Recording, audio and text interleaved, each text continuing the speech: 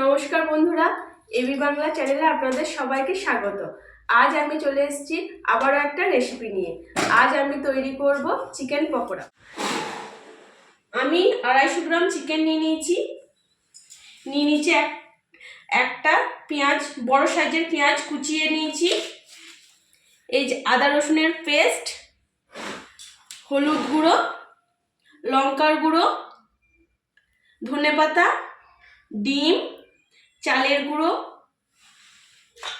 জিরে গুঁড়ো, ধনে গুঁড়ো, নুন, কর্নফ্লাওয়ার, তেল, গোলমরিচ গুঁড়ো।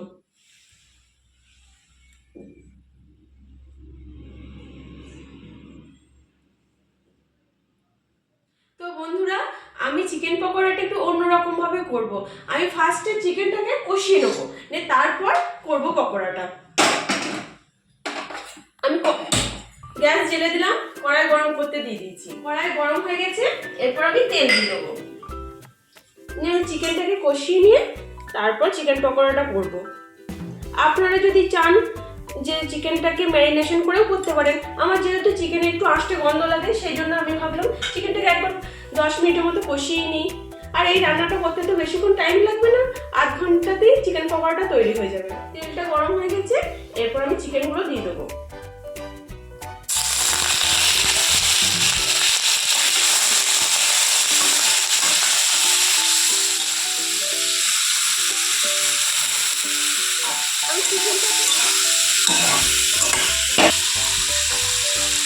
আমার চিকেনটা কষানো হয়ে গেছে 2 মিনিট। এরপর আমি এর সাথে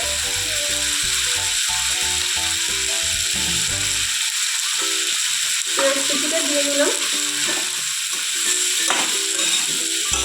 পেঁয়াজটা ভাজা হয়ে গেছে, এরপর আমি আদা রসুনের পেস্টটা দিয়ে দেবো।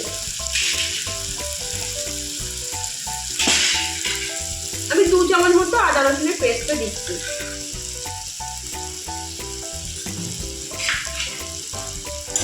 তো বন্ধুরা, এইভাবে একবার চিকেন পকোড়াটা বানিয়ে দেখবেন, খুব সুন্দর খেতে লাগে। আমি আদা রসুনের পেস্টটা দিয়ে নিয়েছি। এরপর নুন, হলুদ, জিরে গুঁড়ো, ধনে গুঁড়ো সব দিয়ে দেবো এক এক করে। আমি প্রথমে দিয়ে নিচ্ছি জিরে গুঁড়ো। আমি জিরে গুঁড়ো দিয়ে নিলাম। আমি গ্যাসের ফ্লেমটা লোতে রেখেছি। দিয়ে দিচ্ছি ধনের গুঁড়ো,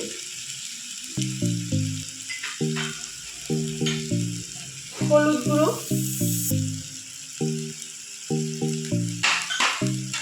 দিয়ে দিচ্ছি লঙ্কার গুঁড়ো,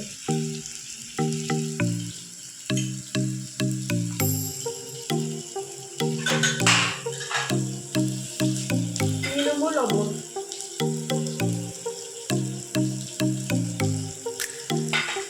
আর একটুখানি গোলমরিচের গুঁড়ো।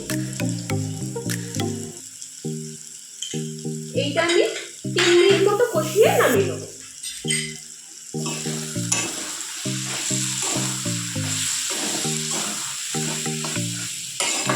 আমার এটা ভালোভাবে কষানো হয়ে গেছে চিকেনটা, এরপর আমি নামিয়ে দেবো। আমি বলেছিলাম 10 মিনিট লাগবে, কিন্তু আমার 10 মিনিট টাইম লাগলো না। 7 মিনিটের মধ্যে আমার চিকেনটা ভালোভাবে কষানো হয়ে গেল। এরপর আমি গ্যাসটা অফ করে দিচ্ছি, দিয়ে চিকেনটা আমি নামিয়ে নেবো।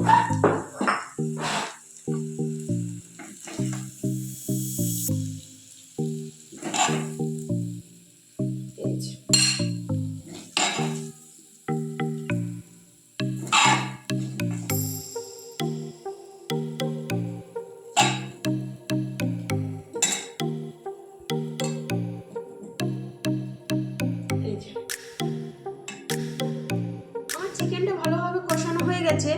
এইদিকে চিকেনটা অনেকটা গরম রয়েছে। সে করতে আমি কি করব, আমি ডিমটাকে ফাটিয়ে নিই।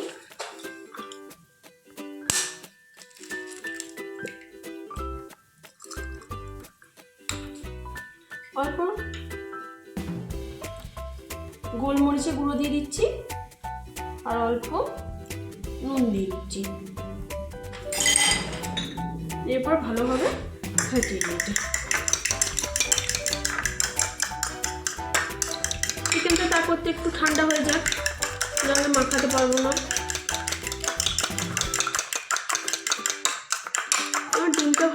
কষানো হয়ে গেছে। চিকেনটা এরপর ঠান্ডা হয়ে গেছে। এরপর আমি দিয়ে দেবো 4 চামচ মতো কর্নফ্লাওয়ার।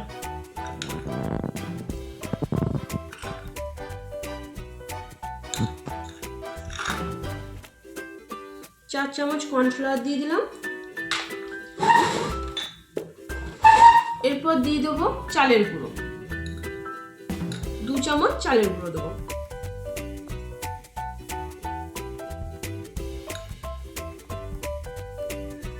চালের গুঁড়োটা দিলে না চিকেন পকোড়াটা খেতে খুব মচমচে হয়। দিয়ে দেবো ধনেপাতা কুচি, ধনেপাতা কুচি দিয়ে দিলাম। দিয়ে দেবো গোলমরিচের গুঁড়ো,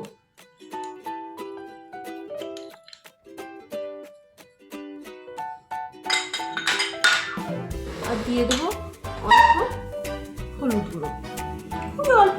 এটা যদি কেউ চায় দিতেও পারে, কেউ নাও দিতে পারে। আর দিয়ে দেবো ফেটানো ডিমটা।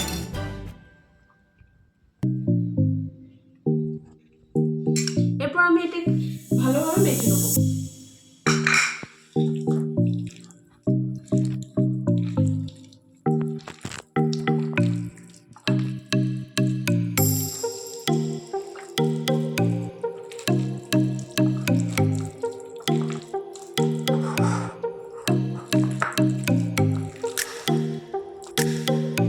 আমার ভালোভাবে মাখানো হয়ে গেছে।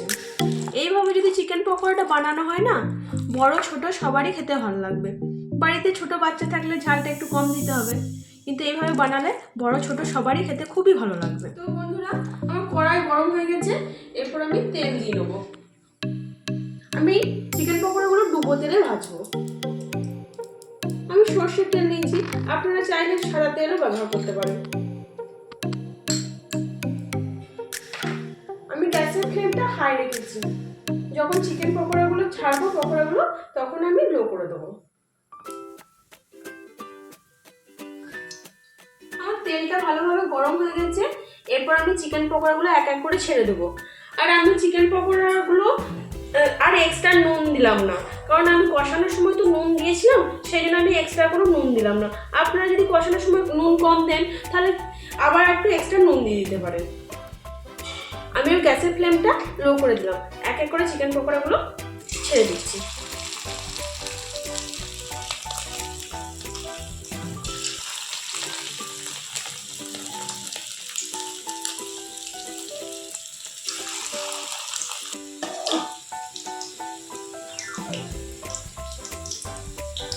আমি গ্যাসের ফ্লেমটা লো করে রেখেছি।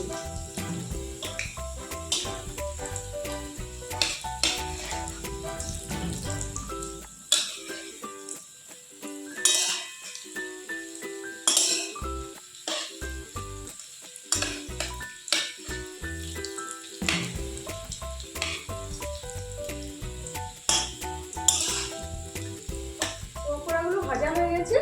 এরপর আমি পকোড়াগুলোকে তুলে নেবো।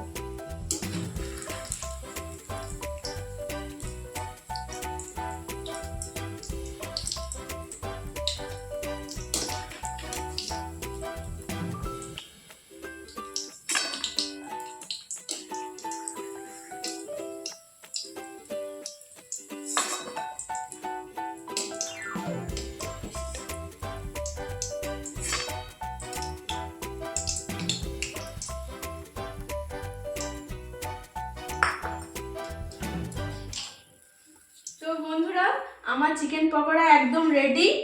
এই যে এটা দেখতে হয়েছে। এই রেসিপিটি কেমন লাগলো অবশ্যই কমেন্টে জানাবেন।